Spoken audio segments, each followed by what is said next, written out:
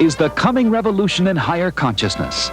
Listen now to Elizabeth Clare Prophet, educator, author, and authority on the most exciting story of our time, the coming revolution in higher consciousness.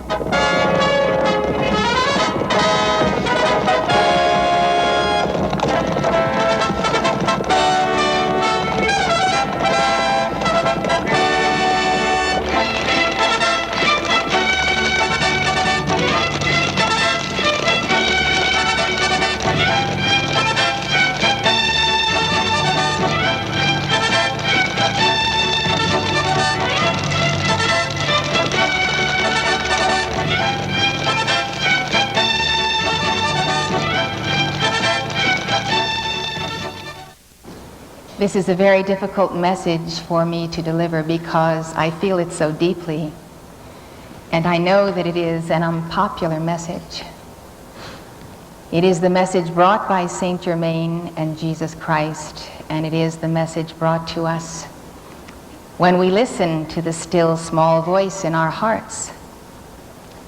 It's a message that was brought by Jeremiah and Isaiah long ago. It comes to us from the heart of the Mother of Liberty. It comes to us from God, and it is truly a summoning to free spirits and noble spirits who may carry a flame of divine awareness across this nation, awakening America in this hour when the time is so short. So I will begin directly with a prophecy of Saint Germain that he gave last Thanksgiving. He said, "You have every reason to believe, to be concerned, and to be prepared for a nuclear first strike by the Soviet Union on these United States. You have every reason to be alert. Even as I speak, meetings unending take place. The enemy is prepared to survive a nuclear war. The United States is not." This is the challenge hurled to us, not by the ascended Master Saint Germain, but by our own karma, by the karma of our nation, by the acts of our leaders throughout this century, and by acts of many individuals who have turned their money, their technology, and their politicking toward the building of an enemy that is prepared indeed to strike. The full facts and figures of all of this will come out in this series of lectures. If you will bear with me, it is the most important message you could hear. The message of the everlasting gospel is that when we know the truth of being, when we know the message of our I Am Presence and the science of the spoken word, we must invoke the light of God to defend freedom in this physical plane, in this earth, on this very soil, and on this soil of Texas. What would you do if you heard the following announcement? The Soviet Union has launched an attack on the United States. Warheads will begin striking their targets in 30 minutes. Americans have no strategic defenses to intercept incoming warheads, thanks to our representatives in government. Americans have no civil defense to protect them. Few Americans have built bomb shelters, stockpiled food and medical supplies, or learned how to survive a nuclear attack. Many do not desire to survive. What would you tell your children in those 30 minutes, the last half hour that you might spend with them? Would you say there is nothing we can do? And will they ask why? And will you tell them we didn't think it was necessary to prepare for war? Our leaders told us it could never happen. We didn't want to spend the money for defense. the defense of our nation, our liberty, our souls, our spirits, our minds, and our right to be on earth in this hour. No, we didn't want to spend the money. Americans have been told that a first strike is impossible because the Soviets would risk annihilation if they attacked us. But as Saint Germain said, that is not the case. They are prepared. They are fully prepared. But how did it happen, Daddy, Mommy? Our children will ask us in those 30 minutes. We used to be the greatest nation on earth. Hopefully, we will never have to answer these questions. Hopefully, we will face them now, and that we will arouse all America to face them now and face them squarely, because if we do not, we will surely face them later. And perhaps with Job, we will rue the day we were born, only to go down in cowardice and ignominy. What is happening to America? It's the old familiar story. America is not the first nation which failed to use her resources wisely. Others before us have been conquered by barbarians who were their inferiors in all but military might. Today we are confronted by one whom we perceive as a barbarian, a superpower who is testing our will to be. In order to defend freedom, we must have the will to be. We understand that many Americans today do not have that will to be. It alarms us. Inside of a very short period, a total of 5 suicides happened in the Paradise Valley, near where we live. This morning's paper cites the suicide of a young wrestler in Dallas. He writes a note saying, "Mom, I'm in a better place."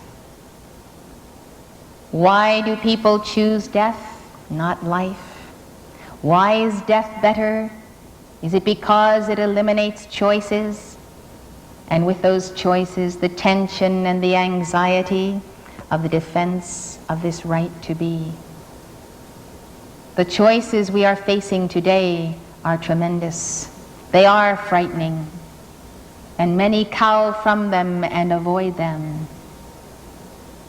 Those who have the teachings of the ascended masters must show the way of courage through enlightenment and through the sacred fires of liberty. The war between the United States and the Soviet Union has been foreseen for a long time. Nostradamus, the 16th century seer and prophet, saw it. Mother Mary warned us of it at Fatima 70 years ago. In 1917, Mother Mary said the Great War would come. Is there something final about her message?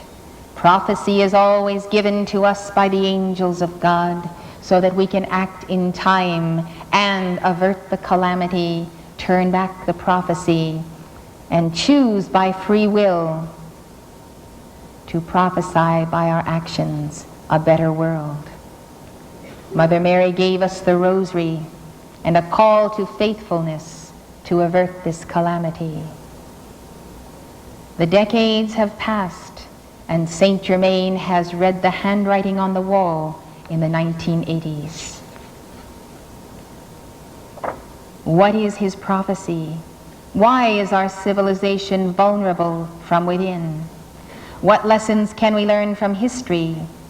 What can we do while there is still time?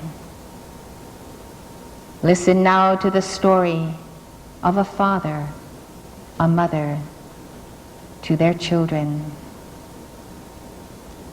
Once upon a time there was a country. It was the best and the richest country in the world. Its inhabitants wanted to bring peace to the whole world. Some thought that war was a barbaric and outdated method of solving conflicts. The problems could be resolved through communication and understanding. That killing was immoral and fruitless. That freedom was not worth defending if they had to kill to preserve it. That nations wanted to avoid war, and that weapons made people aggressive. That the more weapons there were in the world, the more wars there would be. That war would stop if they could just get rid of all the weapons.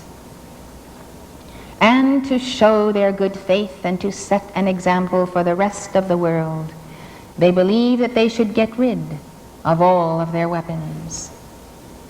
But the people had not learned the lessons of history.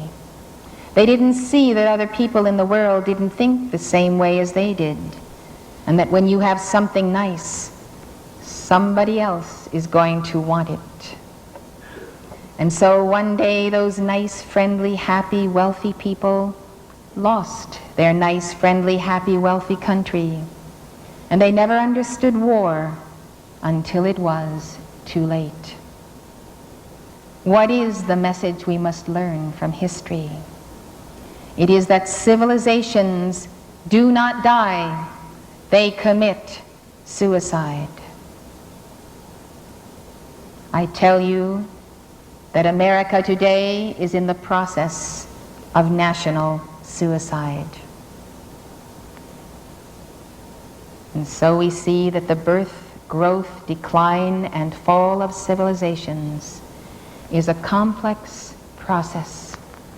Right while it's going on, some of the people of the nation do not even realize what is happening.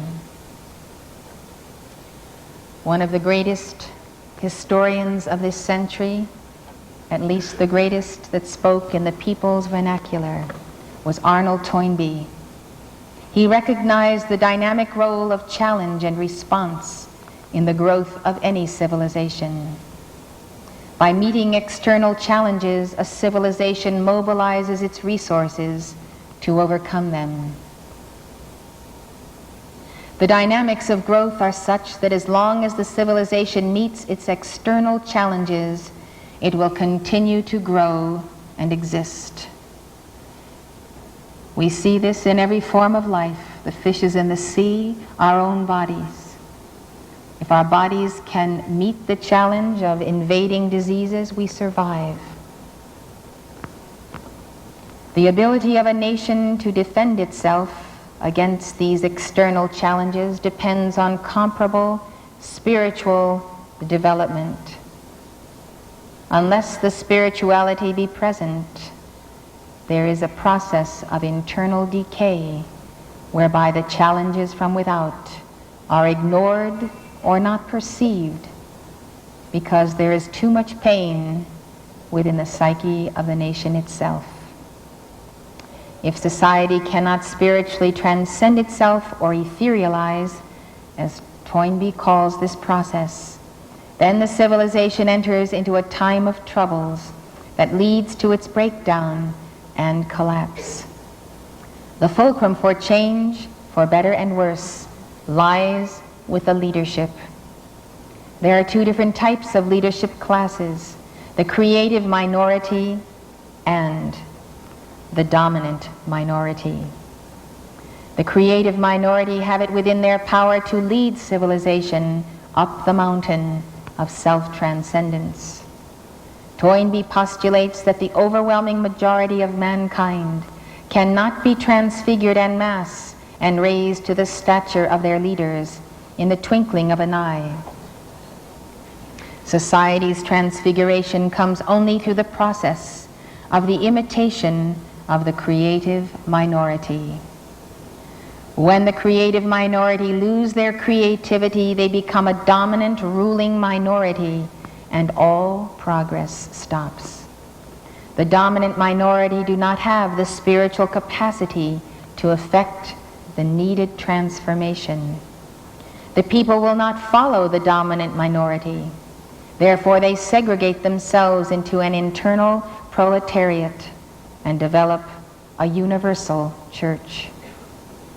The schism between the dominant minority and internal proletariat heralds an epoch in which civilization is no longer able to adequately respond to the challenges it faces. Society loses its cohesion and enters a time of trouble that leads to the civilization's destruction unless the separation is healed by the return of creativity, effected by the replacement of the dominant minority with a creative minority. What we are saying here, that wherever there are keepers of the flame of liberty who tap the inner resources of the divine spark in government, education, the arts, science, and technology, wherever these individuals are in a leadership position, by the fulcrum of their fire in their hearts, a civilization can transcend itself and meet every challenge from without. Cycles of the earth, the planet, and the nations are moving on. Yesterday's creativity does not suffice for today's.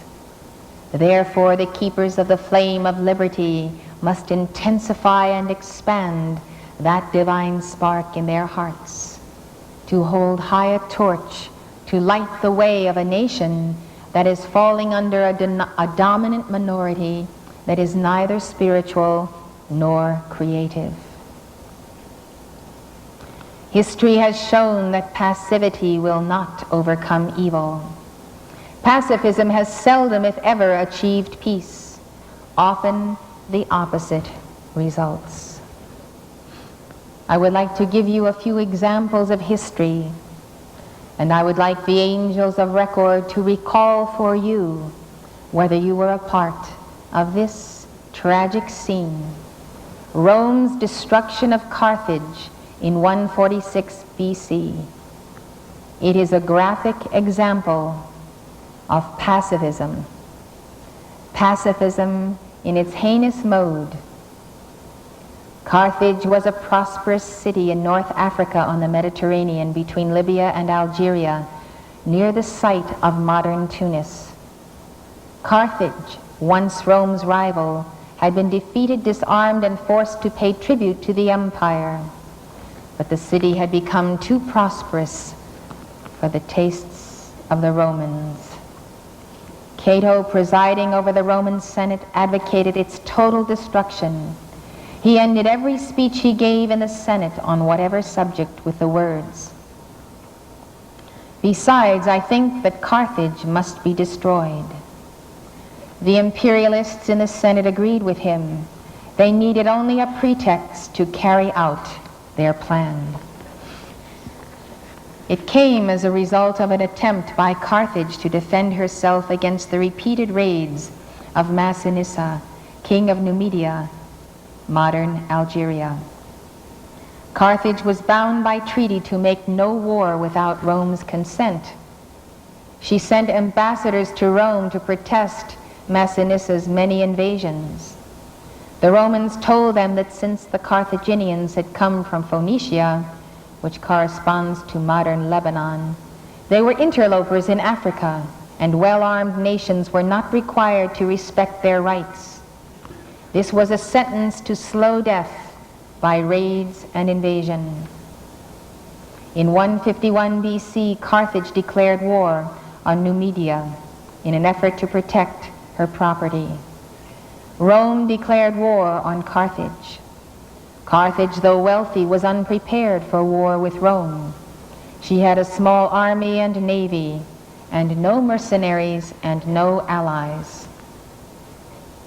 Will Durant records how the policy of pacifism espoused by Carthage led to her utter annihilation. An embassy from Carthage hastened to Rome with authority to meet all demands. The Senate promised that if Carthage would turn over to the Roman consuls in Sicily 300 children of the noblest families as hostages, and would obey whatever orders the consuls would give, the freedom and territorial integrity of Carthage would be preserved. Secretly, the Senate bade the consuls carry out the instructions they had already received. The Carthaginians gave up their children with forebodings and laments. The relatives crowded the shores in a despondent farewell. At the last moment, the mothers tried by force to prevent the ships from sailing. Some swam out to sea to catch a last glimpse of their children. The consuls sent the hostages to Rome, crossed to Utica, a neighbor of Carthage, with army and fleet, summoned the Carthaginian ambassadors, and required of Carthage the surrender of her remaining ships, a great quantity of grain, and all her engines and weapons of war. When these conditions had been fulfilled, the consuls further demanded that the population of Carthage should retire to 10 miles from the city, which was then to be burned to the ground. The ambassadors argued in vain that the destruction of a city which had surrendered hostages and its arms without striking a blow was a treacherous atrocity unknown to history. They offered their own lives as a vicarious atonement. They flung themselves upon the ground and beat the earth with their heads. The consuls replied that the terms were those of the Roman Senate and could not be changed.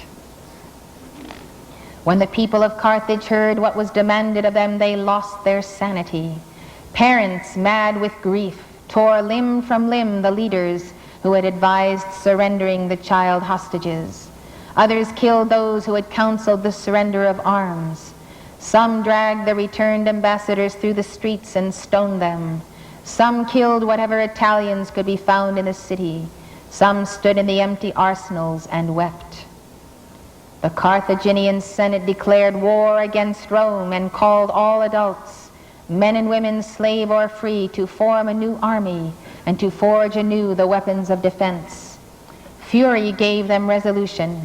Public buildings were demolished to provide metal and timber. The statues of cherished gods were melted down to make swords, and the hair of the women was shorn to make ropes.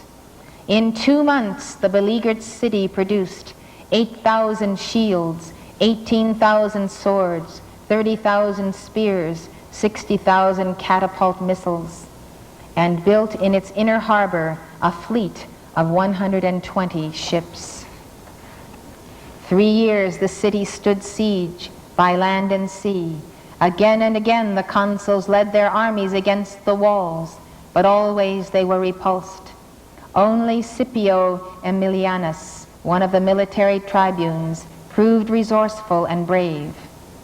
Late in 147 BC, the Roman Senate and Assembly made him consul and commander, and all men approved. Soon afterward, Laelius succeeded in scaling the walls. The Carthaginians, though weakened and decimated by starvation, fought for their city, street by street, through 6 days of slaughter without quarter. Harassed by snipers, Scipio ordered all captured streets to be fired and leveled to the ground.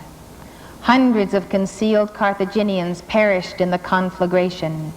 At last the population, reduced from 500,000 to 55,000, surrendered. Hasdrubal, their general, pleaded for his life, which Scipio granted, but his wife, denouncing his cowardice, plunged with her sons into the flames. The survivors were sold as slaves, and the city was turned over to the legions for pillage. Reluctant to raise it, Scipio sent to Rome for final instructions. The Senate replied that not only Carthage, but all such of her dependencies as had stood by her were to be completely destroyed, that the soil should be plowed and sown with salt, and a formal curse laid upon any man who should attempt to build upon the site. For 17 days, the city burned. Yes, Carthage reaped the fruit of pacifism. 556 years later, her conqueror fell. Rome was sacked in 410 AD by the Goths and again in 455 by the Vandals. But long before her fall, Rome had been conquered from within. Empires in a state of decay are mesmerized by the mirage of their own immortality. Is that the plight of America today? Are we mesmerized by the mirage of an immortality we have not forged and won? Are we Romans all over again in our insensitivity to what happens in Afghanistan or Angola or Nicaragua or Central America or Ethiopia? Are we somehow too powerful to stoop and help the weak, the helpless child aborted in the womb? What happens to a powerful people gone decadent upon materialism and the lusts of the flesh? They think they are gods, but God will judge them. The Romans actually believed that the empire and the city that had built it had been endowed with a common immortality. Rome's great writers, Virgil, Livy, and Tibullus, among others, declared with assurance that Rome was an eternal city. The Romans were shocked when their eternal city was destroyed by barbarians. This shock was also experienced by the subjects of the Arab Caliphate when Baghdad fell to the Mongols in AD 1258. The Ottoman Empire, the Assyrians, the Egyptians, the Chinese, and many others received the same shock. They had regarded their conquerors in much the same manner as we regard the Soviets, as clumsy, incapable, backward, foolish, uncultured, contemptible, devilish, pagan, etc.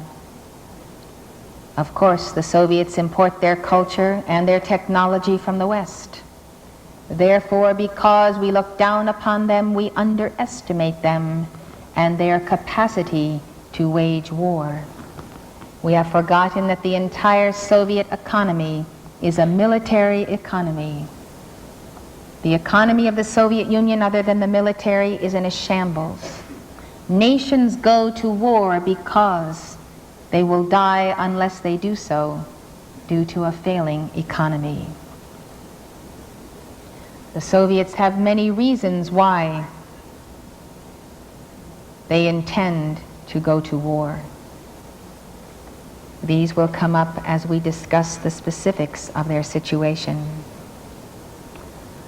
One of the worst cases of an advanced civilization being destroyed by barbarians is the destruction of the Hindu civilization by the Muslims. Will Durant has written about this also.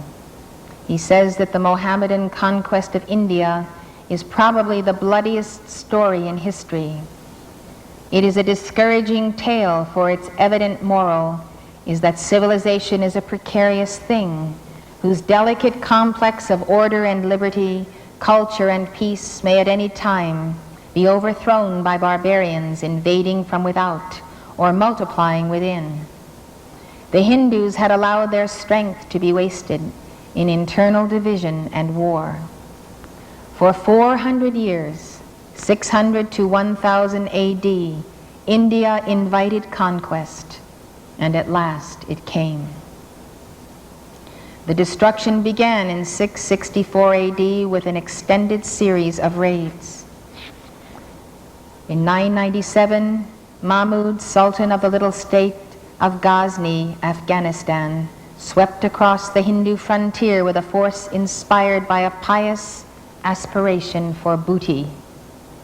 He met the unprepared Hindus at Bhimnagar, slaughtered them, pillaged their cities, destroyed their temples, and carried away the accumulated treasures of centuries. Other Muslim rulers followed Mahmud's lead, and an alien despotism fastened upon northern India for 3 centuries. The Muslim sultans terrorized and exploited the Hindus, weakening their physique and morale, grinding them down in a calculated policy such that a Muslim historian recorded that no Hindu could hold up his head. Why did this happen? We must understand the whys of history. Saint Germain has taught us to direct the violet flame into the history of ourselves and of nations. When we transmute those causes and those records, we find that we clear ourselves and give ourselves a clean white page in the present. We can change the present and the future by first studying and understanding history and then calling for the Holy Spirit to pass the violet flame through it. This happened then because the Hindus had long before lost the will to live. India argued that both mastery and slavery were superficial delusions and concluded that freedom of the body or the nation was hardly worth defending in so brief a life. The bitter lesson that may be drawn from this tragedy is that eternal vigilance is the price of civilization. A nation must love peace, but keep its powder dry. Why were these civilizations so unprepared for the inevitable external military challenge? I believe it is because their religion had not taught them that in order to defend freedom and their right to be, they must on occasion fight. They must on occasion take up arms. They must on occasion take the finger and draw the line in the sand and say, "They shall not pass." Warfare has been a nearly continuous phenomenon on planet Earth. But few have understood why a just war must be fought if a nation is ever to attain an era of peace. The debates are hot in America today, and the most vocal are those who say, "Peace, peace." And they cry that peace as the false prophets of old. But there is no peace, and there is no peace that can be maintained without defense. Today, Americans have missing links in their logic. We have lost the understanding of the necessary defense of freedom that is part of our Judeo-Christian tradition. This is the highest spiritual teaching that has ever been taught, and it is stated most notably in the Bhagavad Gita.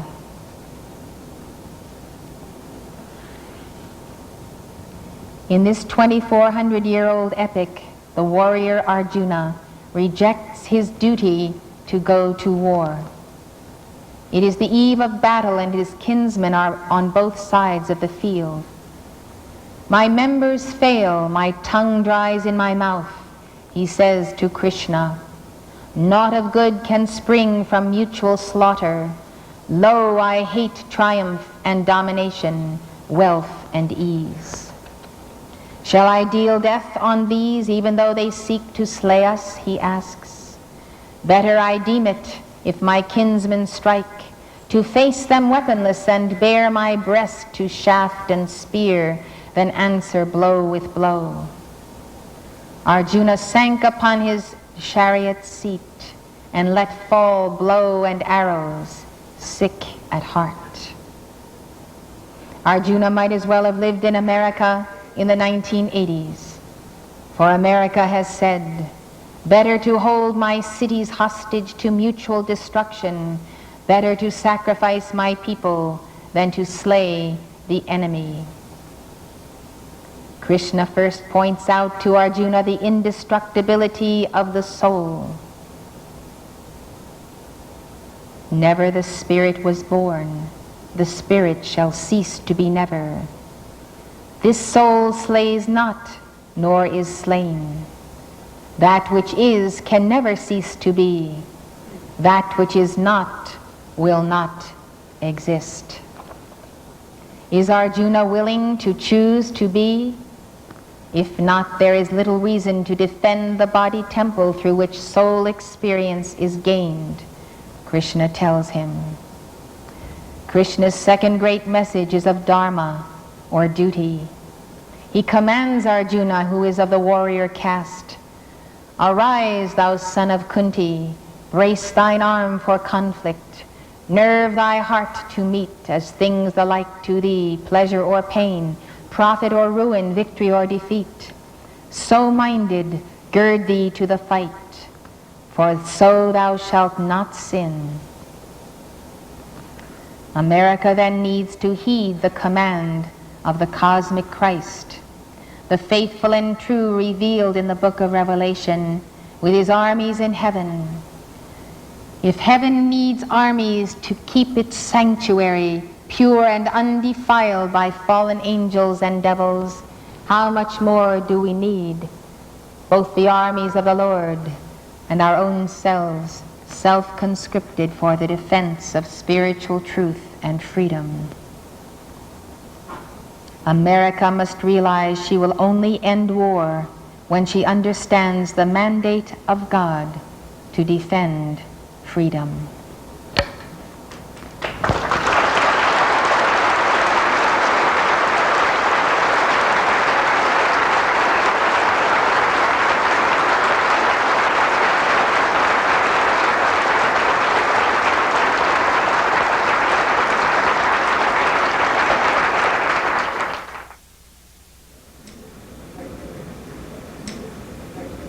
We're continuing our lecture on America and on the defense of freedom.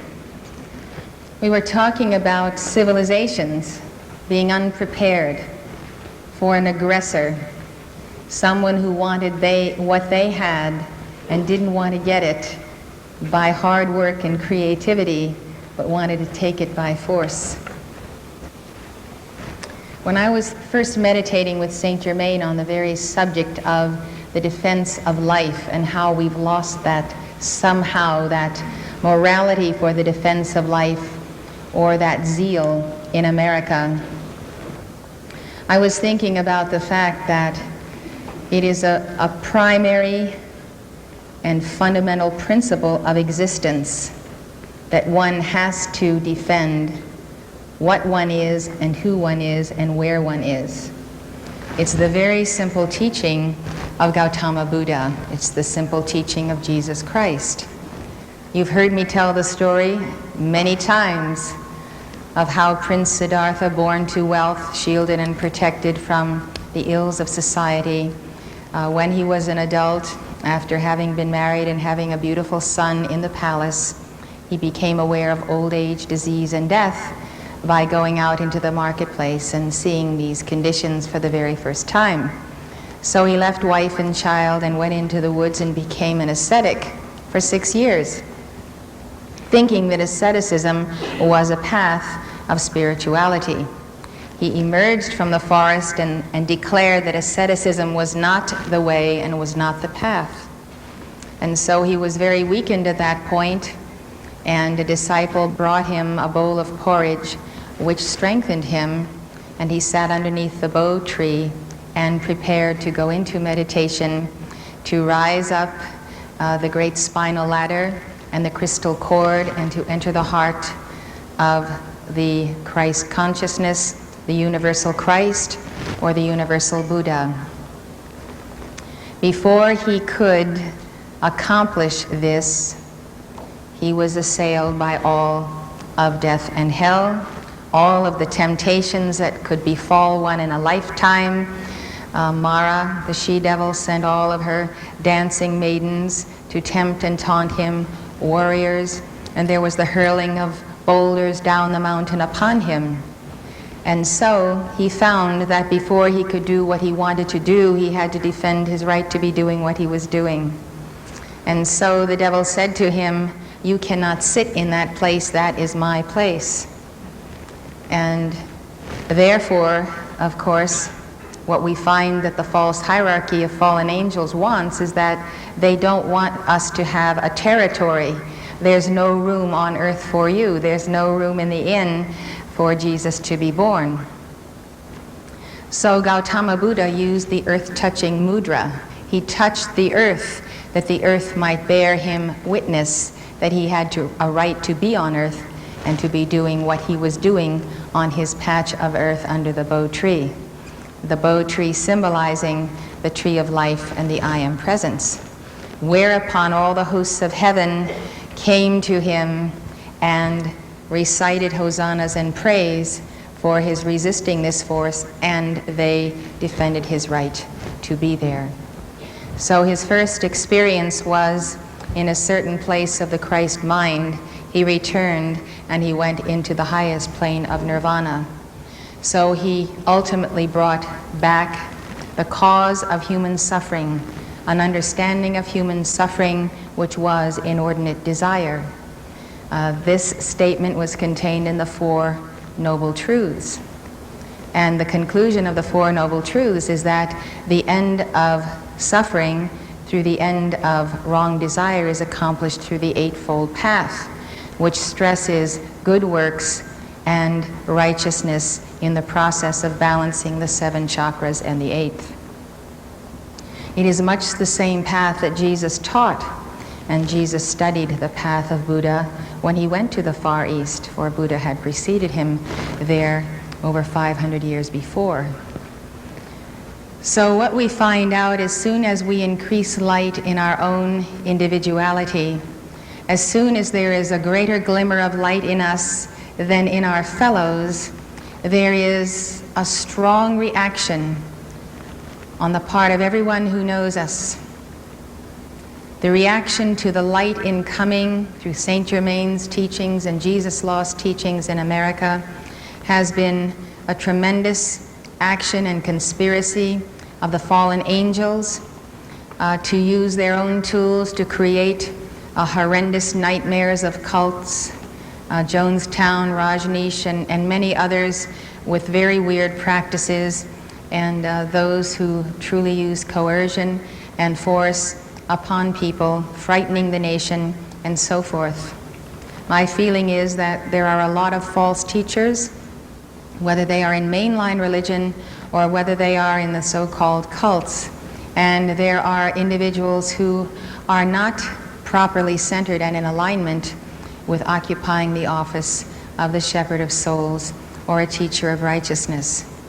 So because there are so many bad examples of those who are seeking to take people's money or to possess their souls or to control them, even in the biggest churches and even in those who are on television amassing millions and billions of dollars a year.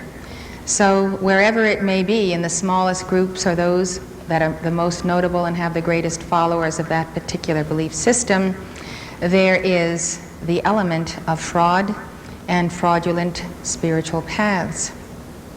All of this, then, I see as ultimately the opposition to the New Age teaching and the teachings of Saint Germain. Now, as I have studied the New Age religions, I have seen that most of them are the channeling type, bringing forth UFOs or discarnates, none of which has anything to do with the Great White Brotherhood or the New Age itself. But it comes under that terminology, so whether it's mainline or older Christian forms or whether it's New Age, you've got something everywhere to give the Ascended Masters a bad name, just guilt by association and labeling. But I think all of these are springing up in response to the fact that it is an age of exploration, discovery, freedom, and understanding that the old molds and the old vessels, the old wineskins, have to be broken and new clay vessels have to be found for the new wine. All of this I'm saying by way of pointing out that the light of the violet flame and of the Ascended Master's dictations is causing a chemicalization.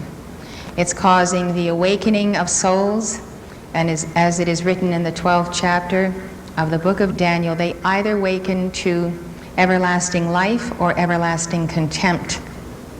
And we find that there are people in embodiment today who are sleepers, but they happen to be on the left side of life, the left-handed path, and they are the seed of the wicked, but they're not particularly wicked in their manifestation. They're just ordinary fellows, and they do ordinary kinds of things that human beings do. But when they contact the light or an accelerated teaching, or they see their friends or relatives or children expanding in that Christ consciousness, they are awakened, and they are awakened to the everlasting contempt of the light itself. So there is a war going on. And we have inherited a war, and that is the keynote of my address to you this evening, the war we have inherited. We didn't create it, but we have definitely inherited it. So the situation then is that our organization is lumped in with all kinds of other activities that have nothing to do with what we are doing. And this is done by people who have not the faintest idea of theology or religion or the nuances of belief systems. And so they simply join the throng or the mob consciousness of condemning anything that is out of line with what they think religion should be. And many people have different ideas about what they think religion should be. So the light itself is stirring up the darkness, even as it is awakening the souls who have been sleeping and waiting for the coming of the Divine Mother. So it is quite a phenomena we see across this country. And anyone who stands for the light, and anyone who begins to decree, and to see how decrees change your life for the better and bring you into a new awareness of self and a new desire to be around other people who also have the same awareness, understand that those who do not want to move forward in their own paths, those who liked you the way you were and like themselves the way they are and want to maintain a status quo, they become incensed, and sometimes some very ugly things come out of people that were pretty nice before it came to a confrontation of light and darkness. So that situation has to be noted, because what we really want to understand is that the light we are invoking has a tremendous power. It has a tremendous power for change. And when Buddha determined to sit upon his patch of earth to draw forth that light, he became a threat to established religion, a decadent Hinduism that was coming to its last days of vibrancy. He was a threat to all other established religions and those who held the reins of power in the organized religions of his day.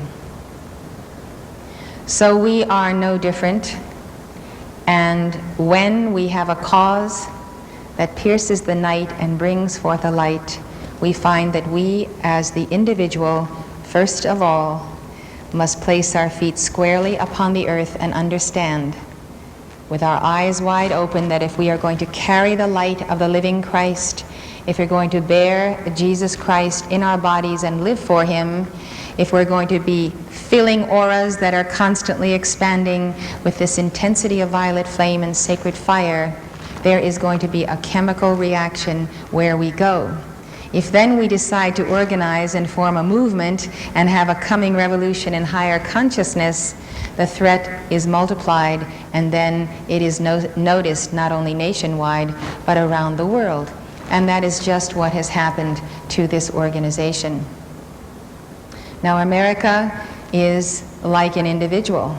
America is a nation of people who already have great light, who were sent by God to this continent to bear the flame of liberty.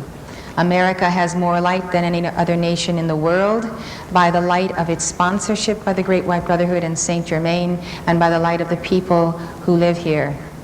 So what I am telling you is the truth, that the Divine Mother, the Goddess of Liberty, has placed herself in America to assist Saint Germain in the sponsoring of this nation as an experiment in freedom through the raising up of the Christhood of her people, through the raising up of that Christ in the economy, in government, in the arts, in science. We have seen a tremendous civilization built, the greatest civilization in the world, until in this hour we are seeing that very technology and civilization is being misused by other powers for other means and purposes. So masters sponsor disciples when they have a pretty sure bet that that disciple is going to make good on a grant or dispensation of energy given to him by the master. It is folly to lend money to someone whom you know has squandered money, is not making money, doesn't have a job, and has nothing in sight to pay it back. And that's how the universe runs. So the masters sponsor those who are trustworthy and have been so for many lifetimes. So they have assembled together a certain and distinct people that came down as the Hebrews, as the seed of Abraham. I'm not speaking of Jews now, I'm speaking of the Hebrew people, the seed of Christ, who did embody from the Ancient of Days through Abraham. And this comprises reincarnated souls of the 12 tribes of Israel, but chiefly the tribes of Joseph, of Ephraim and Manasseh, and some of the tribe of Judah, who were the remaining Jews out of the 12 tribes who reincarnated in Europe. So the story of the tribes is long, and of the great brothers, some of which is covered in Saint Germain on prophecy. But America is the promised land for those who were the spiritual inheritors of the lineage and the seed of Christ through Abraham. And that wound up being the son Joseph, if you read the scriptures carefully. And there was a disinheriting of another of the brothers, one being Reuben, and therefore a great jealousy on the part of Reuben, who the Reubenites then reincarnated in the area of Russia. So that element of jealousy of the loss of the inheritance and the receiving of it by Joseph has stuck in the consciousness of these tribes of Israel all of these long centuries. And these tribes, of course, antedated the time of their rebirth through Abraham in their lives on Atlantis, Lemuria, and it goes back and back. So the war we have inherited has a lot to do with the light we have inherited. And we know that we have said, and it has been said, that truly America is the last bastion of freedom and liberty, and if we do not preserve it here, there is nowhere else on earth that it can be preserved. We have the capacity to defend freedom in every nation on every shore if we would understand that this is our dharma, this is our duty, and that we need to set the example by the path of individual Christhood. There is only one way to have peace on earth, and that is every man becoming the anointed one of God. No one has succeeded in achieving it in any other way. Not governments and not the United Nations. So the only thing we can export is a successful experiment in democracy, a republic, a representative form of democracy wherein those representatives of the people are elected because of their discipleship, because of their Christhood, because of their honor. That doesn't mean to say they have to belong to any religion or particular church, including this one. It simply means that they are walking in the path and footsteps of Jesus Christ, and they can only do this if they understand and have his true doctrine, that the one who bears Christ in his being is one with that Christ, even as the sunbeam is one with the sun, and that as we assimilate that light, we return to the source whence Christ also descended. We are a part of one another. The essence of Jesus is his teaching. He is the Word incarnate because he is the master of the Word of God. That Word is true religion. That Word is true God, government of the nations. It's a true abundant life in the economy.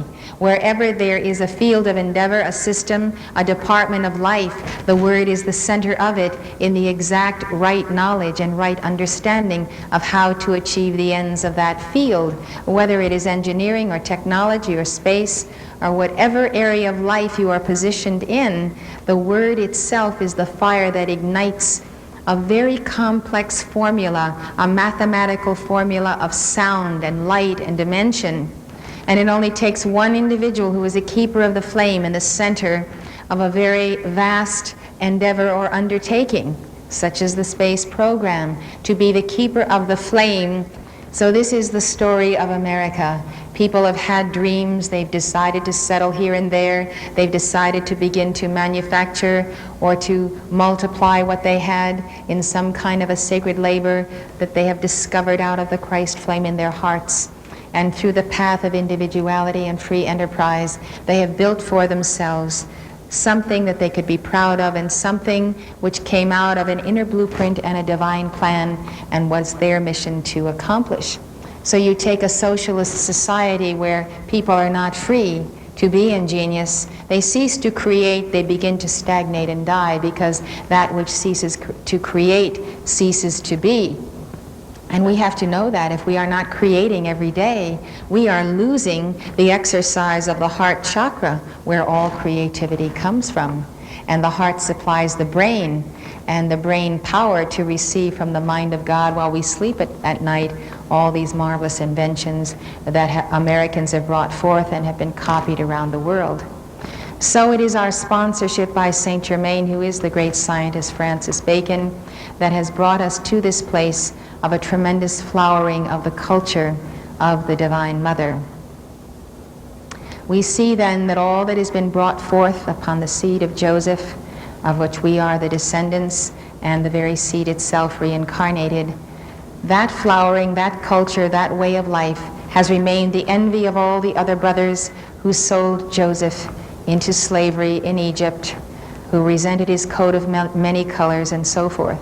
So the envy and jealousy of the favorite son of the light bearer has remained, and the descendants of Joseph, his two sons Ephraim and Manasseh, which became half tribes because they were blessed by Jacob, who loved Joseph and loved his sons as his own.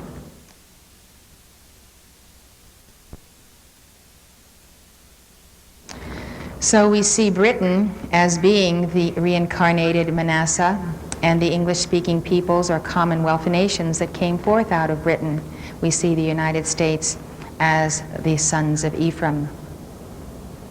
Now this background is telling you that just as the individual is envied by those around him, resented, spurned, scorned, ridiculed, rebuked, because he's not doing what everybody else thinks he should be doing when he's invoking the light, so America as a nation has the same lot. We are receiving, compounded daily, not only the envy of the world, but the hatred of the world. So it is very heartbreaking to travel abroad, even to Canada, and to feel a wave of anti-Americanism. But when you feel it, and when you look at where it is coming from and who is sending it, you realize that it is always the bastard sons, the fallen angels, the disenfranchised ones who have by default lost their divine spark, and who are envious to the point of absolute hatred and absolute death against the light bearers that they see gathered in this nation. So we are in a position that many civilizations of the past have been in, where we have developed ourselves to the greatest creative potential, where there has become a certain self-satisfaction in this development, where our educational system has begun to reduce the numbers of the creative minority, which is a term Toynbee uses, who have brought this nation to its height. And so we come at that particular very delicate moment in our history, which Toynbee speaks of in relationship to all other civilizations that have gone down. And he says when they reach a peak of material achievement, they will go into a cycle of decay unless they go into the process that he calls etherealization, which he defines as self-transcendence. America needs to transcend herself today. And many times you see, instead of pursuing that self-transcendence that is altogether possible by the Holy Spirit in this age, by the Ascended Masters, by the fact that we're entering Aquarius, which is indeed a new dispensation. There is going back to the good old days. People play the old songs of the 20s, 40s, 50s. They want to dress like everything was in the 50s. They want to remember the good old times. And it seems like there's nothing new anymore. There's nothing new to do. We've done it all. We've had it all.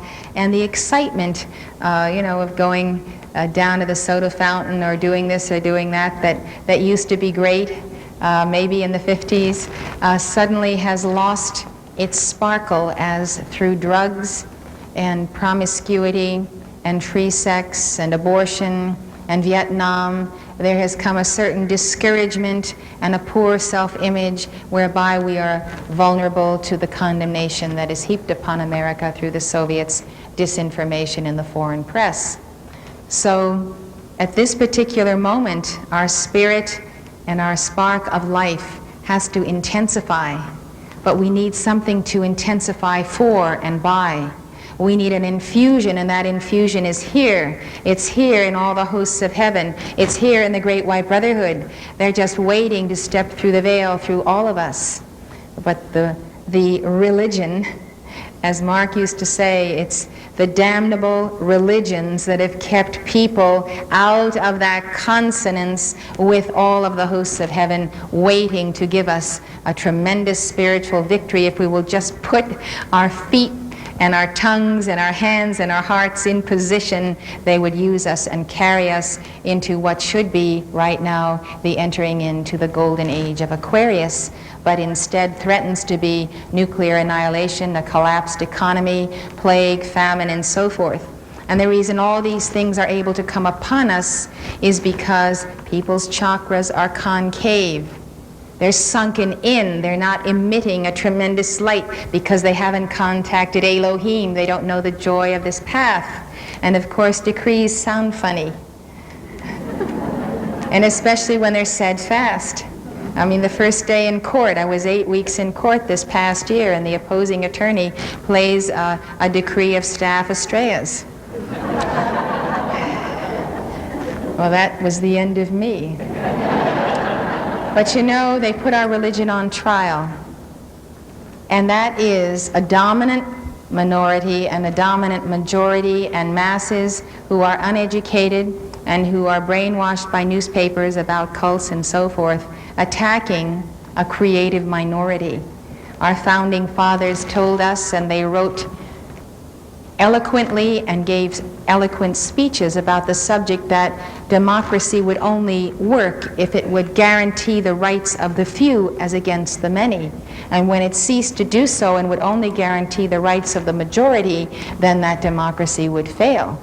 And though we have freedom of religion today, we are finding that Americans as a whole, or maybe I'm a little bit gun-shy of Christians themselves, of all kinds, are simply not willing to tolerate a religion that is different than theirs, or remember that freedom of religion or freedom of speech or the press and freedom of assembly are the hallmarks of our opportunity to be creative. We can't be creative if we're all in the same mold.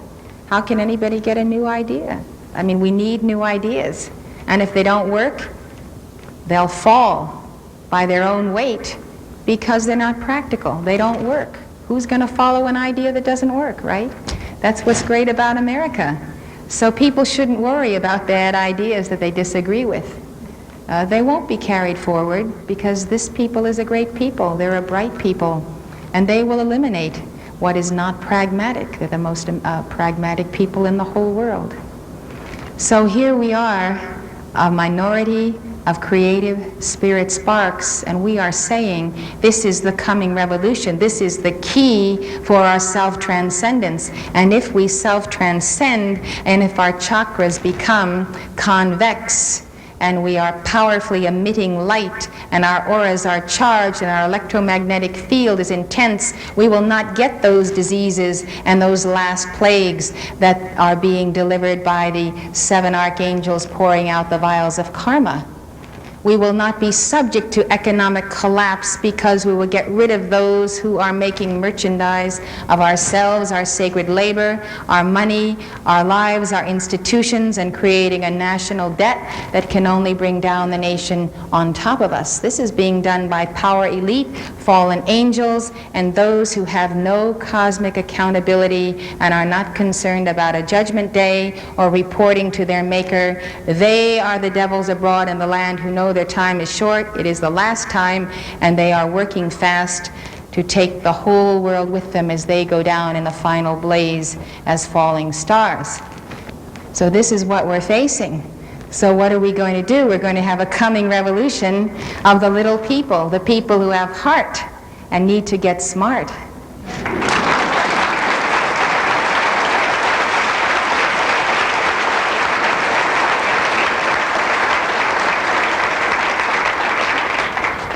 Americans, therefore, do not sense the danger.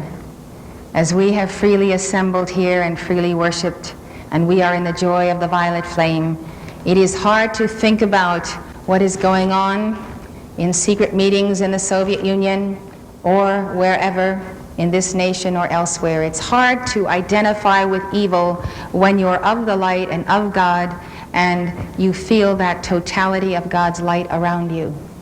But there is a war going on out there, and the reason that civilizations before ours have collapsed, have succumbed to barbarian invaders, is because they did not have a religion that taught them the necessity of defending the freedom that they had attained, of defending their right to continue to be doing what they were doing. Defense is a missing link. It's a missing link in the logic of America. You know that the calls to Archangel Michael were thrown out in Vatican II, that the calls for the defense of the church or of the nations to Archangel Michael are no longer being said. People don't think about the necessity of establishing protection, spiritual protection, beginning with their aura and their chakras and their life stream, extending to their homes and their cities. This is what keepers of the flame do. They rise early and they call for the spiritual protection of the population of the entire city, state, and nation where they live, because they sense this as their responsibility. It is a gaping hole in America. Our youth are not protected. Our children are not protected. Horrendous things and crimes are committed against our little children from every angle. We have never existed in such an unprotected state because our pastors have not taught us that God created angels to minister unto us. God gave us authority to command those angels in His name to bring us protection and health and wisdom and joy and abundance and all the things we need. So Protestantism has ignored the angelic hosts as the companions of the sons and daughters who are here, first and foremost, to establish our protection. That is why we put the emphasis on the Archangel Michael Rosary. First and foremost, nothing can happen creatively through the 7 rays until you establish your bulwark of identity, protect it, raise up a wall of light, seal it with blue flame, keep the violet flame blazing in the center, commune under your own vine and fig tree, the vine being your Holy Christ self, the fig tree, your I am presence. And so when you are set, as Buddha was set, you rise in consciousness. It says, when he was set, his disciples came unto him and he taught them, saying, and there followed the Sermon on the Mount of beloved Jesus. So you have to be set in the position of protection to do what you are doing. This is why nations have fallen. We know this. We lived there. We were there. Yes, we were there. We are here again, and this time we cannot allow our nation and our people to make the same mistake. Weren't you outraged when the Marines were blown up in Lebanon? Weren't you outraged? Why? Because they were not protected. Those in charge, those who should have been on top of it, it was very clear they were not protected. No precautions were made whatsoever against the obvious eventuality of a terrorist attack. All of America is undefended, as you heard last night, and it is an outrage. And we need to get fiery and zealous about this. And we need to get very vocal and not be the silent majority, and I mean more than decrees. You have to contact who you're going to contact in the political party of your choice, your representatives, and you have to know that this issue has to be addressed again and again and again, and people have to have the facts, and we have to support it with decrees. Warfare has been a nearly continuous phenomenon on planet Earth. Few have ever understood why war must be fought if a nation is to attain an era of peace. The defense of freedom is a part of the Judeo-Christian tradition. Jesus lived in a time when he was accused of being a revolutionary and a rabble-rouser. Perhaps you always wondered why wherever you opened the Old Testament there was a war going on. And somehow God was on one side and then the false gods were on the other sides, and there was always a confrontation and a test of power, and the prophet would come out and Elijah would defeat the prophets of Baal, and then it would be Joshua defeating the Canaanites and going in and taking them, and on and on and on, these bloody battles. And there was Abraham. Abraham had to fight a war, and he fought that war against the kings of the Fertile Crescent in order to rescue his nephew Lot, who had been imprisoned. Now, Abraham was not just a contemplative or a pacifist. He was a wealthy man. He was a priest of highest calling in Ur. He was a man who had his own troops and forces. He was adept in battle. He was a man for all seasons. He was a powerful person, and he was called by God to be the father of nations. He was called by God to be the instrument of Christ. He slaughtered those kings, those fallen angels, those Nephilim kings, because they had stolen his nephew Lot. Did God condemn him for defending freedom, for defending life? No, he sent the highest initiate on the planet of the then time, the priest Melchizedek.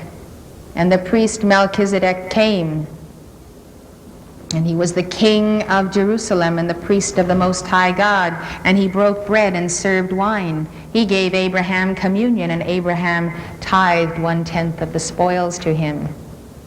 God has never been against war, and that is the war that is upon us. That is the war that we have been dealing with since the beginning. The war began in heaven, not on earth. The war began when the rebel, fallen one, Lucifer, decided that he was greater than the Son of God. And therefore, he did not have to fulfill the role of an angel to serve that Son, to minister unto him. Nor would he obey the Son, who was the issue of the Father. So he challenged God. He challenged the way God was running the universe. He convinced his angels that he could do it better, and he staged his rebellion against the sons of God in heaven. God was not a pacifist, nor were his sons. They took counsel. Archangel Michael came with his legions. Archangel Michael fought against the angels of the one called the dragon, which means of the entire conglomerate of Lucifer and the seed of Satan. And the fallen ones did not prevail. They did not maintain their place in heaven in the high vibration of the etheric octave. The sons of God and the legions of light said, "This is our territory. We have a right to be doing what we're doing. We have a right to not be contaminated by your rebellion against Almighty God and his Christ." And these fallen ones were attacking the divine mother, the woman, and they were seeking to devour the divine man-child, which is the universal Christ consciousness waiting to be born in God's children, evolving in his universes. It was a major battle. It was the first stage of Armageddon. And so those fallen ones were cast out of heaven into a lower vibrating spectrum known as the earth plane or the physical octave. They were cast into the astral plane as well. And so they received earth bodies. They were cast into these dense bodies, and they were not allowed to attain to the level of the etheric octave again. This is an example of God's position on war, which is amply described and taught by Krishna to Arjuna. This is the great work in the Bhagavad Gita. It is important that we consider it again. I'd like to run over it with you because some are here who were not here then.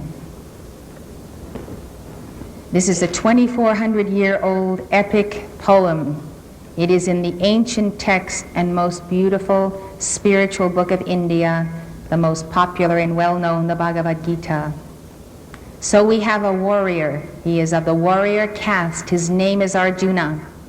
And he becomes a pacifist. He rejects his duty to go to war. It is the eve of the battle, and his kinsmen are on both sides. They're fighting on both sides. So whatever side he goes on, he's going to be killing his own relatives. So he says to Krishna, "My members fail, my tongue dries in my mouth. Naught of good can spring from mutual slaughter. Lo, I hate triumph and domination, wealth and ease. Shall I deal death on these, even though they seek to slay us?" He asks. "Better I deem it if my kinsmen strike, to face them weaponless and bare my breast to shaft and spear, than answer blow with blow." Arjuna sank upon his chariot seat and let fall bow and arrows, sick at heart. It is the greatest teaching that America needs today. People would rather get out and demonstrate with peace signs, and when they smoke their peace pipes, there's marijuana in it and other substances. They have gone soft on everything that challenges their right to be doing what they're doing. But what they're doing is not even worth defending. That is the alas of the hour, that they have not been given by their leaders, by their pastors, by their educators, by the leaders in business and the economy, a reason to excel creatively. People are bored. Very few people are striving for excellence and achievement, and many are striving in that direction because they want good jobs, because they want to make money, because they want to be in a good situation and bring up their families protected by a high income bracket that insulates them from the general decay of our society. Our leadership, therefore, does not any longer consist of the creative minority that built this nation. So Arjuna says, "I would rather die than fight." Thus is born the idea of national suicide, individual and national suicide. So unless we have a change of attitude, we may fall with sweat upon our brow, with butterflies in our belly, with our mouth dry, and as cowards, desiring rather to die than to defend our right to be. So, Krishna first points out to Arjuna the indestructibility of the soul. This soul slays not, nor is slain. This is a profound spiritual truth, and it is based on the famous teaching of Krishna, which is given in this setting. Never the spirit was born, the spirit shall cease to be never. Never was time, it was not. End and beginning are dreams. Birthless and deathless and changeless remaineth the spirit forever. Death hath not touched it at all, dead though the house of it seems. The continuity of the spiritual self enables one to fight on the battlefield of life, to lay down one's life and to take it again, as Jesus said, to understand that we are fighting for principles and not to kill men. Though it seems that the house is dead, the spirit lives on and learns the lesson from the victory of light and the vanquishment of darkness. People have to learn in a continuity of lifetimes on the battlefield of life that it is truth that wins out. It is error that is always defeated.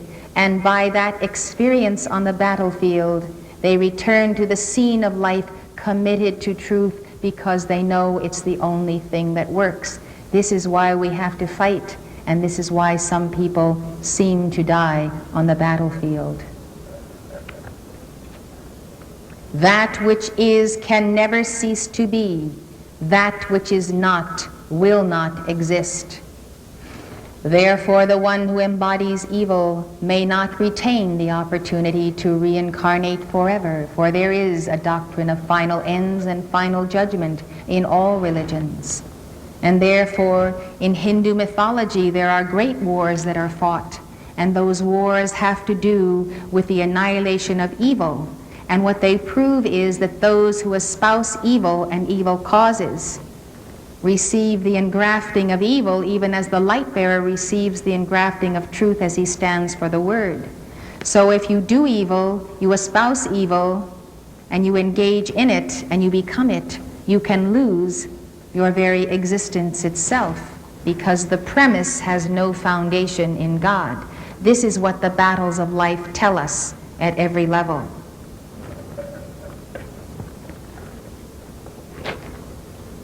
The question is Arjuna willing to choose to be?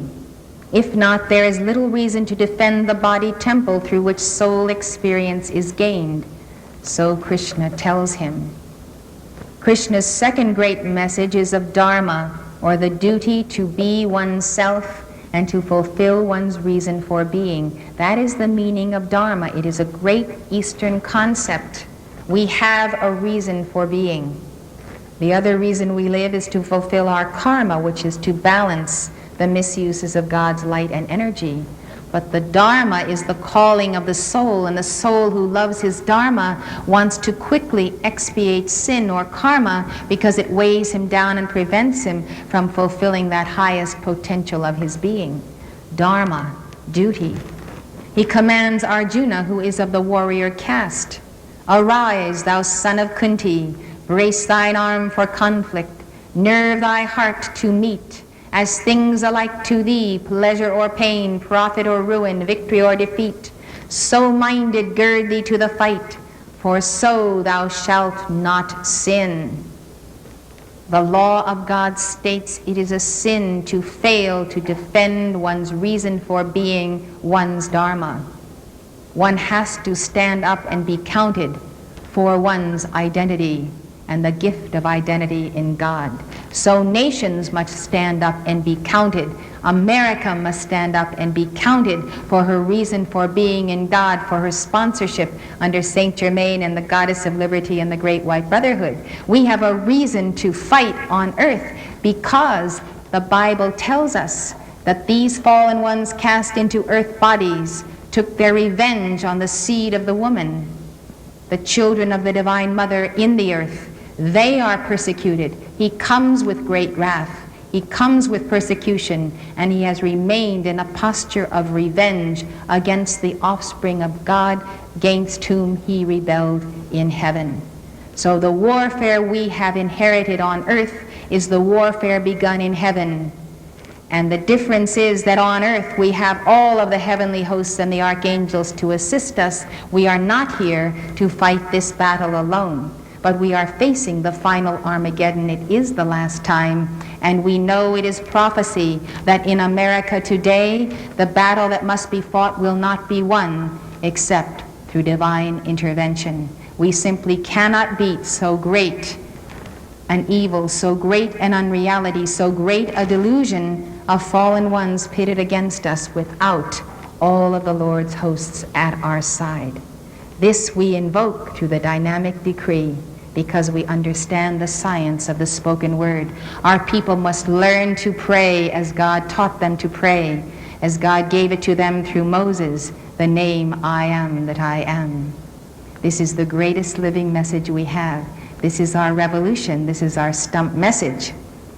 America needs to heed the command of Krishna, the name of the cosmic Christ.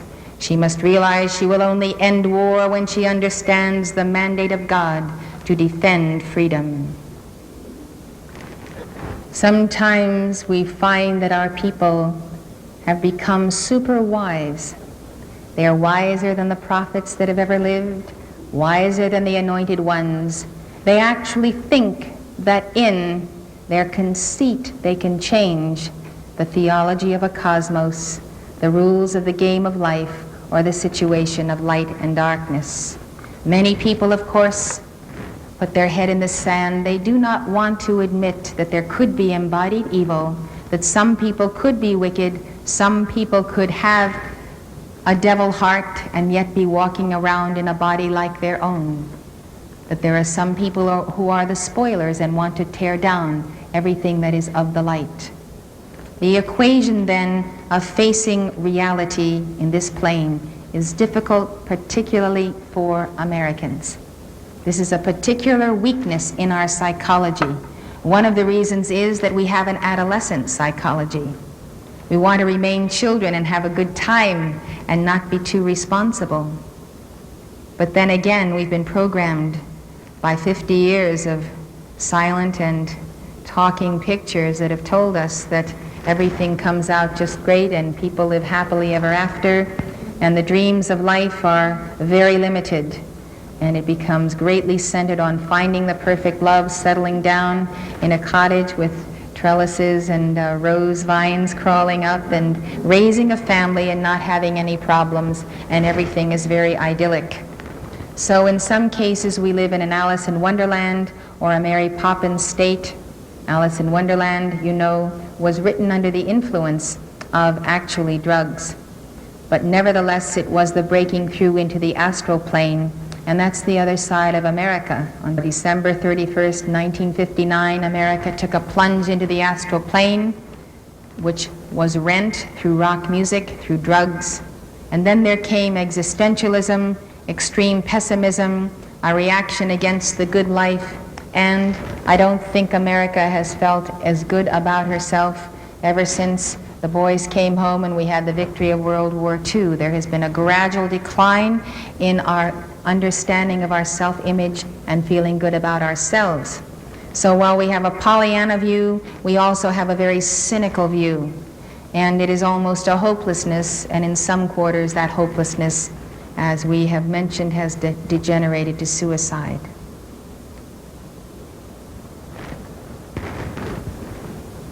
There are children of God, and these are they who do not necessarily have the full stature of Christhood. There are many on earth today. These children of God are particularly influenced by false pastors who come with a very simplistic religion. Then there are sons and daughters of God who have a Christhood and who have been reincarnating for a longer period of time on this earth. Those who are able and equal to the task of facing and confronting the fallen angels in embodiment, who are wise serpents and cunning, are the sons of God. Those who know that they have that inner Christhood and inner flame have to understand that you are alone among millions, that there are not many people who identify the inner light as God and are willing to act upon it with courage. Therefore, see yourself and understand that you are a potential leader and teacher, and that there are many souls who must be protected by your intercession at the altar of God in your home, by your prayers, by your decrees, and then by your understanding that you need to take positions of responsibility in your communities, in causes of your choice, positions that you understand in the light of what God is teaching you in your own heart. We are here on earth for this reason in this hour, to see to it that the fallen angels do not utterly destroy the children of God and the holy innocents who have not had the opportunity to become full heirs and joint heirs of the Holy Christ self in their temple.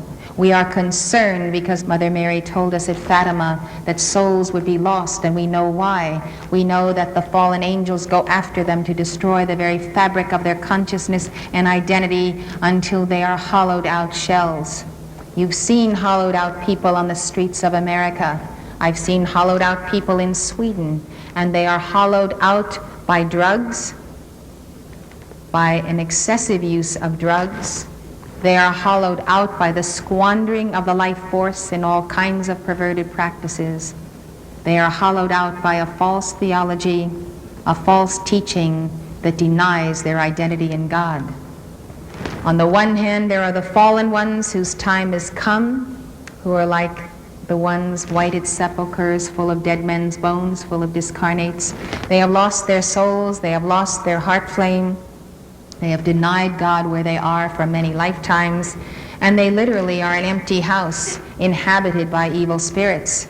Then you have the hollowed out eyes of one who was once a child of light, who used to sparkle and sing and vibrate with a glow of God, and suddenly you cannot find the person in the body. Did you ever talk to someone and you couldn't find them in their body? This is a terrifying experience to me. You can't make contact with a heart or a soul. It's almost like talking to a programmed computer.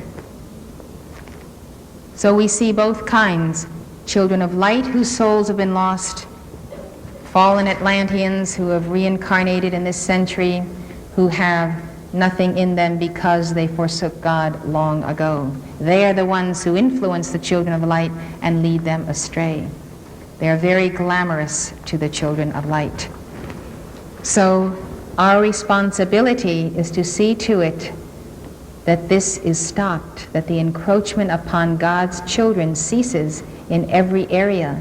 Just look around you and take up the cause of your choice and join wonderful people from any church, religion, or none in organizations that are trying to restore a flame in society, and you be that keeper of the flame.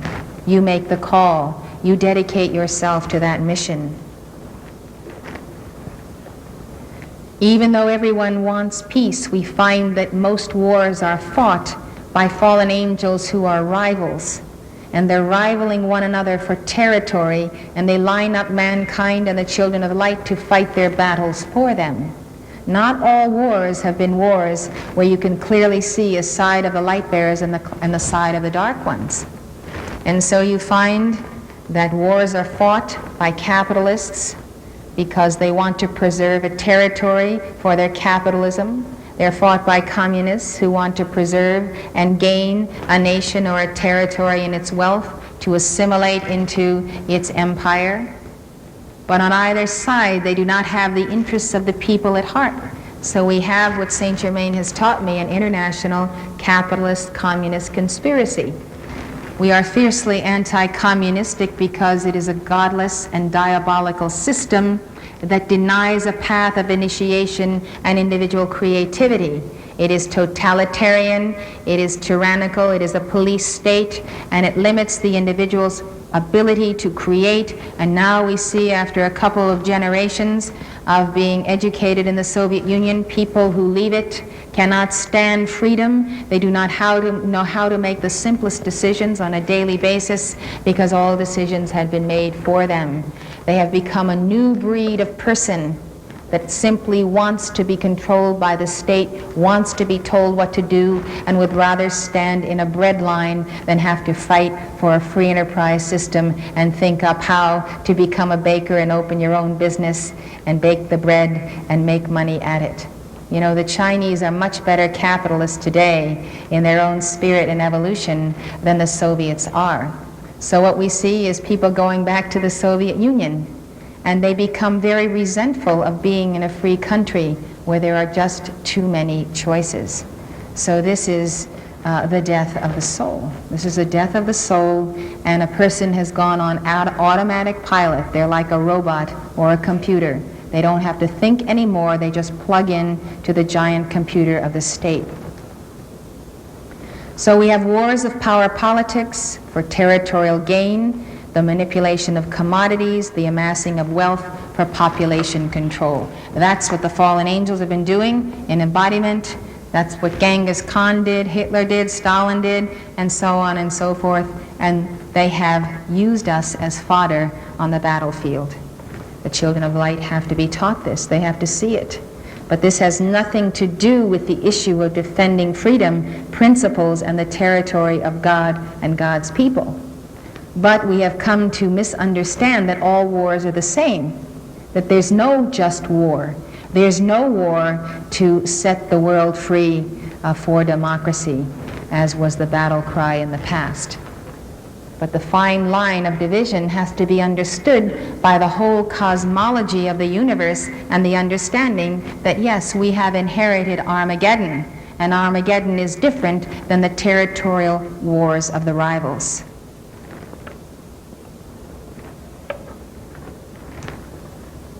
Most of you know that Abraham reincarnated as Arthur, king of the Britons, who before he could become king had to defeat 12 Nephilim gods, 12 kings, them and their hosts.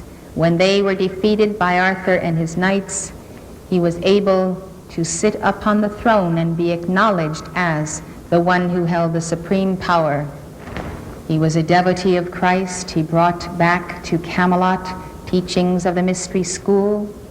All was based upon the Holy Grail and its quest, understanding the Grail as the chalice of oneself to be the bearer of the blood of Christ. This is why we call ourselves Camelot, because El Morya is the founder of this organization. El Morya was Abraham as well as Arthur. So we see ourselves as bringing together again the teachings and the mysteries of the quest of the Grail and the knights who lived in those ages of darkness. We find that in the war of Armageddon, the Lord himself is fighting on behalf of the tribes known as Israel and Judah. He is fighting on behalf of the seed of light.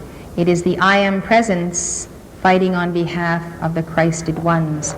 It is the Ancient of Days, the great Guru Sanat Kumara, summoning his legions in the defense of his Chelas in embodiment. For instance, at the time of Deborah, Israel was under the yoke of Jabin, the king of Canaan. Now God gave ample prophecy in the Old Testament that the Canaanites were to be wiped out. They were not wiped out as they should have been, and the seed has remained. Canaanites are Nephilim gods, fallen ones. They are UFO individuals who arrived on earth as early as 500,000 years ago, corrupting the seed and the genetic code of mankind. So these individuals have staked out their territory on the planet Earth. UFOs do that today. They have for a long time been taking the minerals, the precious metals and gems of Earth.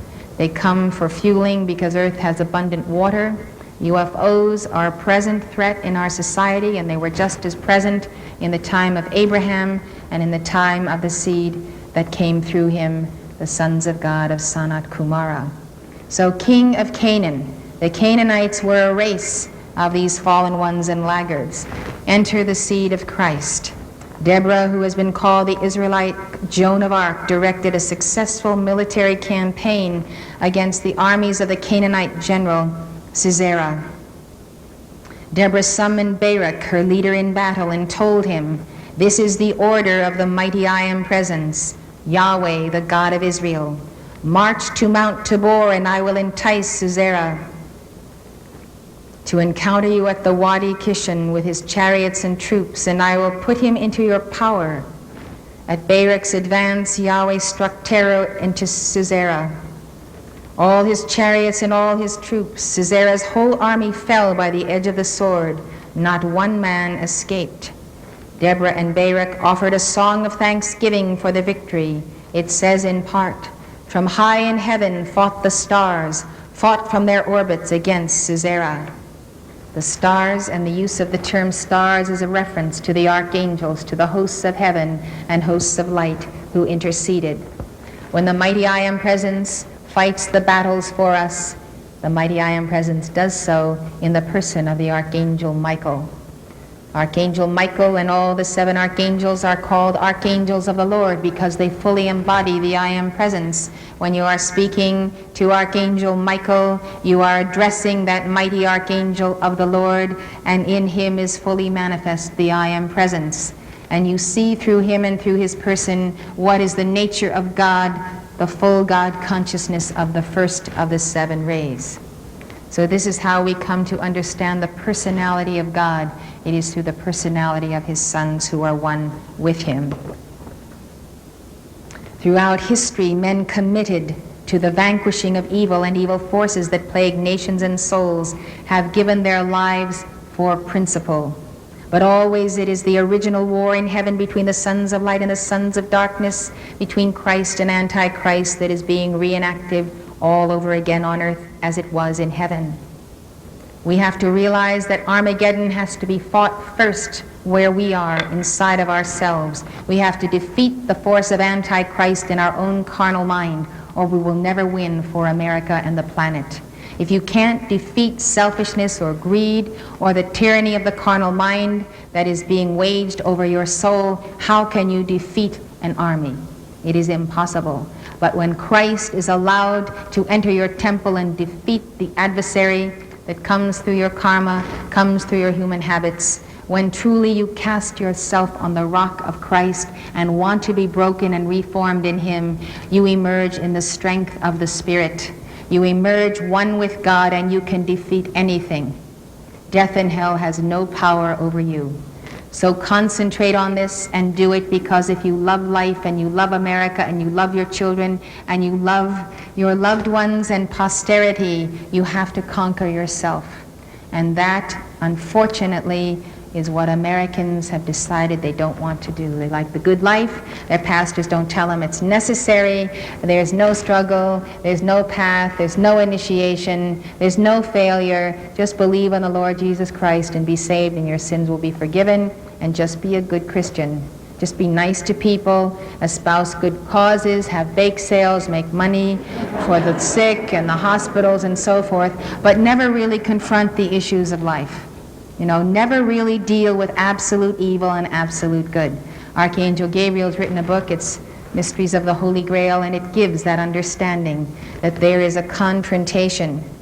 And when you find out there is absolute evil is when you take on the light and the evil is awakened and reacts to you. Before that time, you thought everybody was just wonderful. Nice people, good neighbors, and so forth.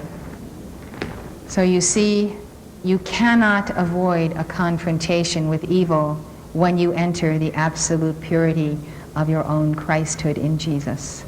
It will come. You must be prepared. Don't fall back. Don't faint. Don't be like Arjuna. There are millions of angels and saints and many on earth who are right there with you, one with you, and you have to know that when you seem to be alone, confronting a very difficult situation. There are lots of keepers of the flame on earth, and that's why we heard in the dictations of this class, it's really important to take care of one another and sense ourselves as a brotherhood and a sisterhood of light, because we need to care for one another in those periods when the challenges come thick and they come fast. This is the last time. This is the time fallen angels and their robot creation must be brought to the final judgment by warriors of the Spirit embodied in flesh. That's you. That's you.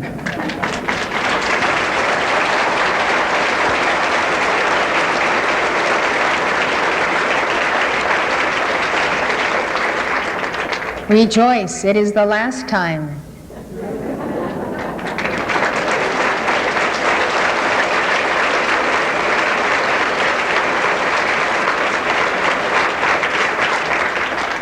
Jesus prepared us to this time. He told us at the Last Supper we would be sitting in the position of judging the fallen angels and the false hierarchies. That challenge is upon us. We can't shirk it. We have to love it and run into the thick of it. We all know about Leonidas and the force of 300 Spartans that held the pass at Thermopylae against the great army of Persians in the most heroic resistance in history. It was 480 BC. Where were you? Were you in Greece? Or were you in Persia?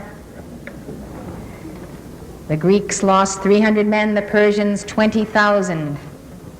Although Leonidas fell in the horrendous battle, he protected the Greek fleet from being outflanked by the Persians, and Greece lived to enter a brief but brilliant golden age. Golden ages come because people are willing to stand for the absolute principles of freedom, peace, truth, and universal enlightenment. 1775, Patrick Henry, unwilling to tolerate the forces of tyranny, declared, "Give me liberty or give me death." That means I will not live under tyranny. I will not succumb and compromise to save my skin.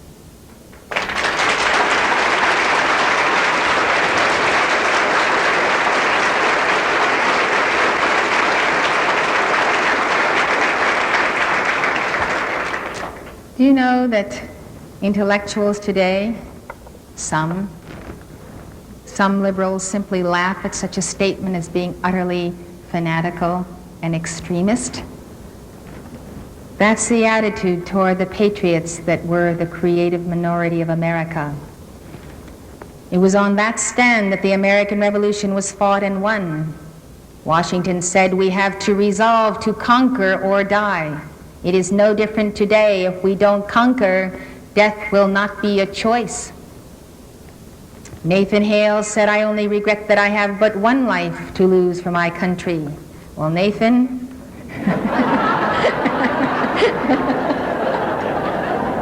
I have news for you.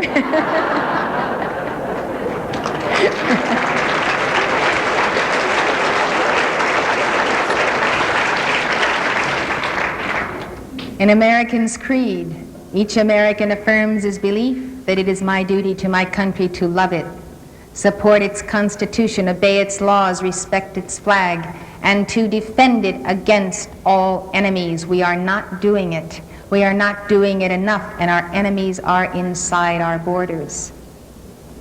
Can you tell me why the penalty is not death for selling secrets to the Soviet Union that compromise our entire military posture and our future? Can you tell me why these spies do not get the death penalty and thereby deter spying and others from going into it for a few paltry dollars?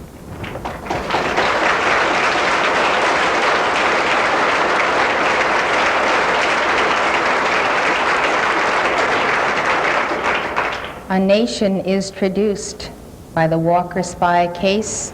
Our entire submarine fleet, the ace in the hole, our ability to defeat in war is compromised because of the codes.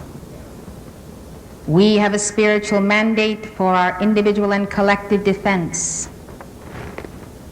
It was given to us following the flood of Atlantis, and it was given in the light of that past history by God, a covenant with Noah. It's called the third or Noachic. Noachic.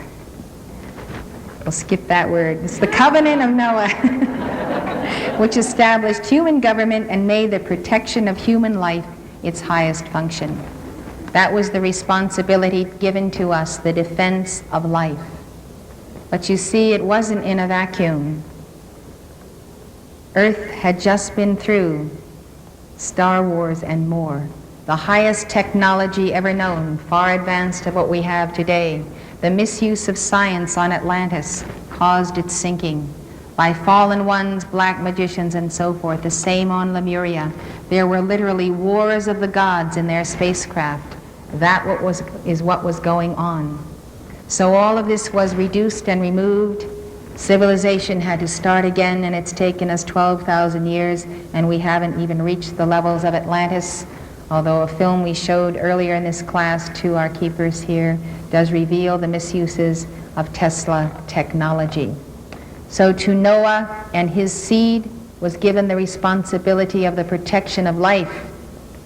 And he knew what that meant, the protection of life genetically, the protection of the mind, the protection of the body and the soul and the spirit. And that is why governments are instituted, to protect everything from the human to the divine manifestation of every individual member of society. And America has lost the consciousness of why that protection of life is so key, because it does not understand the aliens in her midst and those fallen ones who have waged a relentless war to destroy the seed of Christ, the man-child, come what may. Stated explicitly in the Declaration of Independence, this expression in Western civilization of a government constituted to protect the inalienable right to life.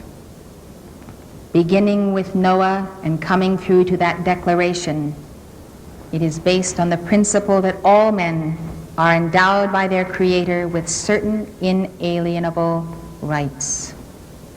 We cannot be alienated from our rights. We cannot be separated from our right to exist and to be as humans and as divine beings. We have human rights, we have divine rights.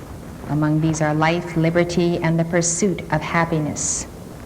The preamble to the Constitution declares that one of the main reasons the people of the United States established the Constitution was to provide for what?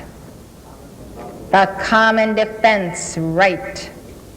And we don't have a common defense. We don't have a common civil defense. We don't have a common ABM system. We don't have a common defense of our military bases here or abroad, our embassies, and so on. Then to secure the blessings of liberty to ourselves and our posterity. We cannot enjoy liberty and its blessings without establishing defense. Article 4 of the Constitution guarantees that every state shall be protected by the federal government against invasion. Is the federal government protecting Texas from invasion? I will say not. It is not protecting you at all. Your borders are not secure. America's borders are not secure. I love the people of Mexico. They're some of the best keepers of the flame, and I believe they have a right to immigrate to the United States. But I also see that the plot of the force in not protecting our borders is to move into this country those who are trained guerrillas, trained terrorists in camps in Mexico on the other side of the border, those who are plants in this country to be ready for a communist takeover and communist revolution. That is the plot, and therefore there needs to be a screening like there is in every other border of those coming into this country as to what is their purpose and mission. So we are not protecting our borders, and it was one of the reasons for the fall of the Roman civilization. Article 2 of the Bill of Rights simply says that a well-regulated militia being necessary to the security of a free state, the right of the people to keep and bear arms shall not be infringed. Well, there's a lot of talk about infringement on the right to bear arms today. And every once in a while when it comes up, we have to go through the same old argument again. There are those who feel if there were no guns around, there would be no murders. It's just like saying, let's dismantle our whole arsenal of nuclear weapons because then we won't have war. It's the most simplistic logic that we've ever heard. And it does not deal with the aggressor, the fallen angel, the fallen angels, whether in the Soviet Union or whether in the criminal element, who will have the guns, who will have the weapons when the free and law-abiding citizens turn them all in. So it is ludicrous to think that guns or nuclear weapons kill people. It's people who kill people. And they will find ways to do so, and the innocents will always be the victims if you limit their right to defend themselves. I'm wondering what we're going to do to defend ourselves just against wild animals if they decide that no one has a right to bear arms.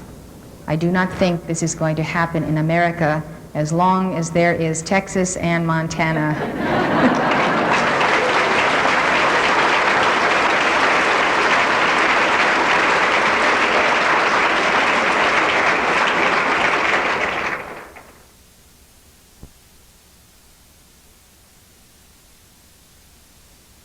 There is a spiritual defense, and it works.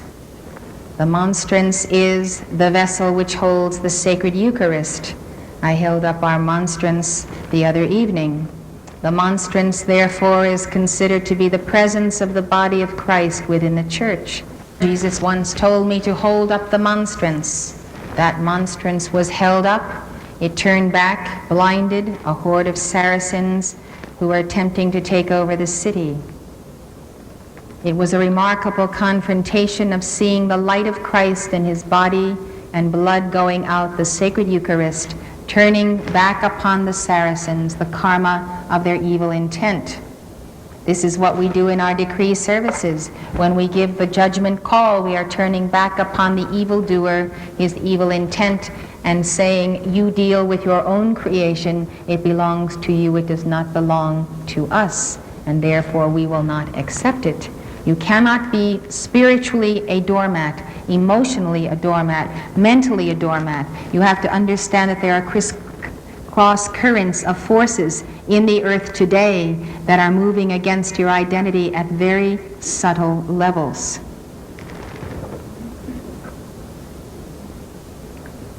It takes nerve and it takes spiritual fortitude to seek spiritual defense as the only defense. Our posture with Saint Germain is that America needs both. It needs a strong military defense, it needs a very strong spiritual defense, or the military will not be effective. Even the pacifist Mohandas Gandhi did not advocate total pacifism.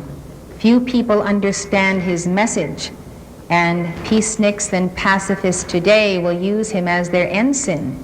But that is not really what he stood for entirely. Although he advocated nonviolence, he recognized that even a predominantly nonviolent state would need both a police force and an army. While he believed in nonviolence, Gandhi thought that cowardice was despicable. In his famous editorial, The Doctrine of the Sword, he said that when there was only a choice between cowardice and violence, he would advise violence. He also favored violence over appeasement, which was cowardice in disguise. When it came to protecting innocent people from assault, Gandhi believed that for those not wholeheartedly committed to nonviolence, violence was a duty.